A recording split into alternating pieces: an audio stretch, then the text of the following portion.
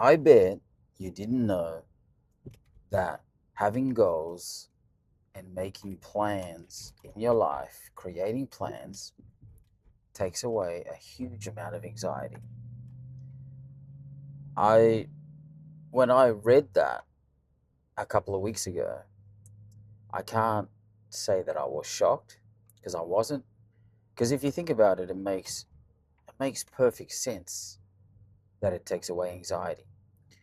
I like to think of it like this: what causes anxiety? I think for me, I can honestly say for me, what causes anxiety is uncertainty. So, not being certain about the way that something is going to go down, hence why just before you go somewhere, before you've got a talk to give, or before you've got a big function to go to, you don't know. Sometimes you don't know who's going to be there. That tends to work up my anxieties a lot more. What sort of expectation other people are going to have of you? What sort of conversations are you going to have? Are you going to be nervous? Is it going to be too loud? And on and on and on.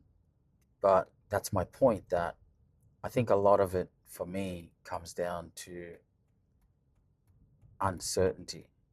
So, and that can translate into bigger uncertainties as well. Other uncertainties, and what I mean by that is what's going to happen next week, what sort of bills are coming up next week, um, just things like that. The state of the economy, the state of the country, all of this, all of these geopolitical tension happening.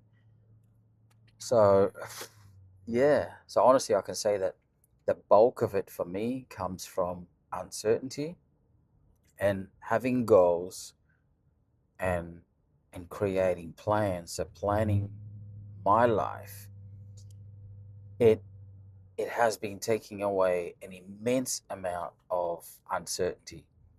And ever since I started being more goal focused and planning focused, I really have noticed a big difference. Like, I honestly feel a lot lighter.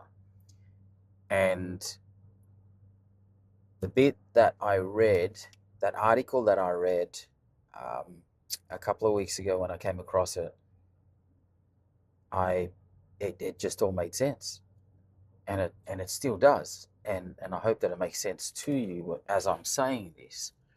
That if you feel like your life is in a rut, if you feel uncertain about many things, or even look at it on the flip side, like if you just feel anxious a lot of the time, ask yourself, how is my planning? Have I created goals? Am I much of a planner? Have I planned anything in the, like for the next, going 1 week forward, going 1 month forward, going 1 year forward? Like, where do I want to be in a year's time?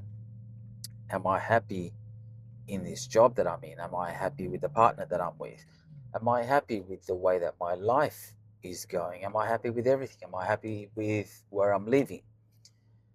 My neighbors, or, like my neighborhood, the house, everything, like right down to the T. And I think when you ask yourself those questions, you're going to have some answers that you may or may not like. And I think if you come to a realization that, hey, I answered no, that I don't like my house, I answered no, that I don't like my job, then, these could be things that you can plan to change in the future, in the very near future, because these things, they don't have to wait a long time. A lot of the time, I think we make excuses, we create excuses, and we'd say things like, oh, yeah, it's in the middle of the year, there's a lot happening, or it's getting close to Christmas time. I shouldn't really be looking to change jobs, or just things like that. And sometimes those reasons,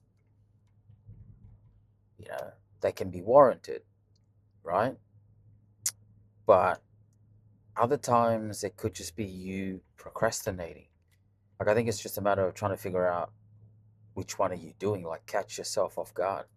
You know what I mean? Like, try and figure out what it is that you're doing. Like, if you're procrastinating and you feel as though you are really unhappy with your situation, you are really unhappy with your job, if you've been, I don't know, uh, if you've planned enough or cautious enough to put some money away, to have some money saved away, invested, maybe that could be your buffer. So then, like, if it is closer to the end of the year and you really hate your job, then you can plan to change your job.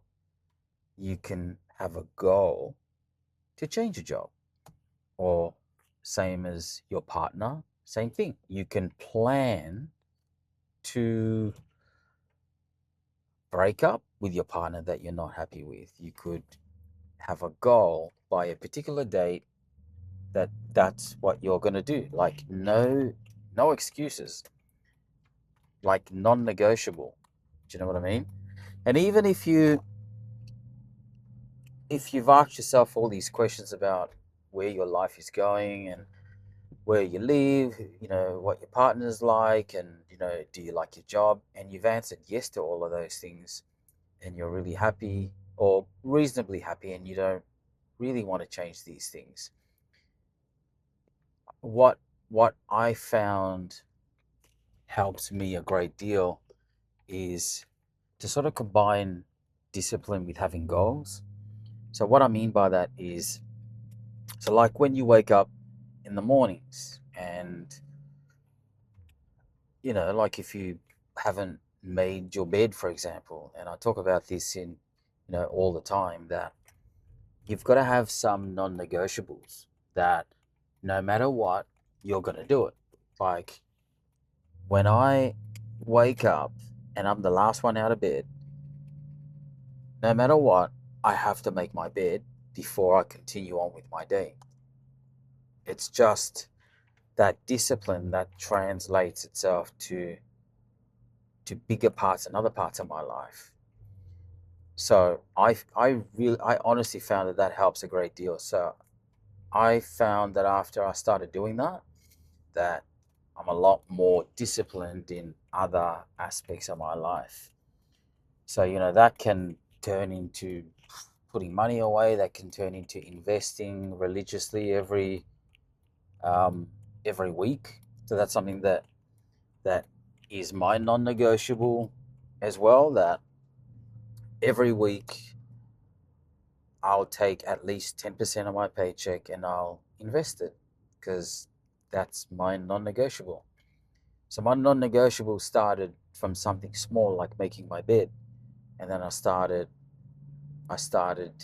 investing and doing a few other things. Like on the weekends, I wanted my non-negotiable to get up and go for a run, because I know that that's what's good for my health. So that's what I mean by combining a goal with discipline. So that is my goal, to be disciplined. And combining those two things, they've really helped me to organize my life in such a way that I I can be very goal focused and goal oriented. And hang on, just changing lanes. Yeah, so I think that's where it's at. I really think that if you have been feeling anxious lately, if you've been feeling a lot of anxiety, I look, I'm not claiming to be a doctor or anything like that, or, a mental health specialist. I'm just I'm just telling you what worked for me. Like, these little tricks, these little things, these little, I don't know if you want to call them hacks. I don't like to use the word hack. I just like to use the word techniques. So those techniques are what worked for me. And I'm a big fan of passing on things that worked for me. I just, I'm a big fan of Tony Robbins, and Tony Robbins says a lot of the time that he hates human suffering. And I I feel that I'm the same as well. Like I hate human suffering, and I hate watching the government do the wrong thing and the people have to suffer. In the end, it's the people that suffer, right? So because I hate human suffering, I'm more than happy to pass on what worked for me and what I honestly feel is going to work for you. And that's the whole purpose of making these videos. And well, other than that, it's the other reason is for you to keep me company on my drive home. I guess you get to a certain point where you get sick of just listening to music on the way home or as you're driving around, and this is something that I've decided to do these videos, and I guess it sort of helps me with my public speaking as well, to sort of gather my thoughts. And it's a way to, some people say this is a good way to sort of release mental clutter. And I've got to be honest with you that I really think it does work. I've only started very, very recently. I haven't been doing this for very long. Like, I don't know, like this is like my first week, more or less. So yeah, um, goals. The whole purpose of this particular video, is goals. Like, if you suffer from anxiety, try it. What have you got to lose? What have you got to lose? Just try with the smallest, minute, tiniest little goal. Make your freaking bed. Start with that. And then try something else. But if you start out by making your bed, don't don't swap that for something else. Make your bed every single day, every single morning, and then maybe um, tidy your room every, I don't know, a couple of days. And I'm a big fan of washing my car every Sunday afternoon, Sunday evening. So then I have a fresh week. Like my car's looking all nice, and like I'm all right to go for the week. I sort of feel like it's a fresh start, is what I'm trying to say. So I'm a big fan of that. So excuse me. So that's another part of my non-negotiable. And I want you to do the same. I want you to build up non-negotiables. I want you to start with the smallest little thing. Start making your bed, start tidying your room. No, I'm not your mom. No, I'm not your dad. But I want you to feel better. I don't want you to have anxiety anymore. I don't want you to have depression anymore. And I'm not going to, like, if I was a doctor, I wouldn't give you pills. Like, these are the things that I think has worked for me. I know has worked for me. And I want it to work for you.